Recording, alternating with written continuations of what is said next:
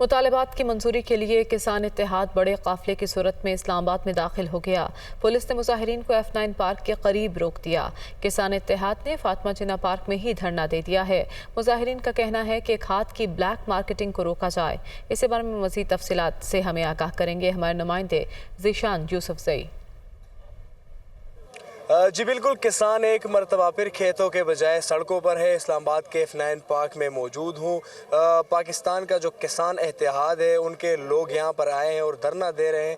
ان سے جانیں گے کہ ان کے مطالبات کیا ہیں۔ اس وقت میرے ساتھ ایک عہدیدار موجود ہے۔ مطالبے ہمارے تو ختم نہیں ہو سکتے۔ پہلا مطالبہ ہمارا ہے بجلی کا مطالبہ ہمارا یہ ہے کہ جتنے یہ بل اور ٹیکس ہمارے اوپر انہوں نے لاگو کیے ہیں وہ ہم پیمنٹ نہیں کر سکتے۔ ملک ایک ہے، پاکستان ہے۔ سندھ میں گندم کا ریٹ ہے 4000، ہمارے پنجاب کا ریٹ ہے 3000، وہ بھی ہم منظور نہیں کریں گے۔ منجی کا چاول کا فصل ہے ہمارا، اس کا ریٹ گورنمنٹ تعین کرے۔